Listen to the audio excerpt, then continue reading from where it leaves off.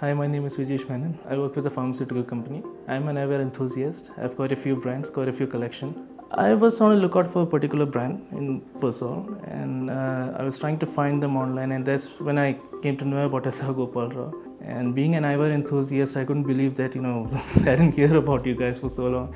I mean, you've been in the business for the last 120 years, I think. That's when I first walked in, and I placed a request for this product. That's the Persol 3347. And it was delivered within like a month, and ever since, the association has been more than pleasant. It's been fascinating, really.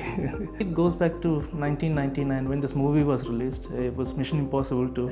I was completely blown away with the action sequences, and there's one thing that I noticed, especially in that movie, that was sunglasses. So there's an opening sequence in which Tom Cruise is scaling a mountain, and then sunglasses launched at him, and he puts them on.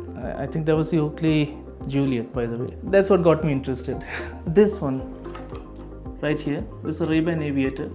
That was my first purchase, and that was in 2013. And ever since, I've been collecting glasses. I've lost quite a few. So far, this is the collection that I have. These are the number of glasses that I have. This is the 714 Steve McQueen edition, and this is my favorite among the lot.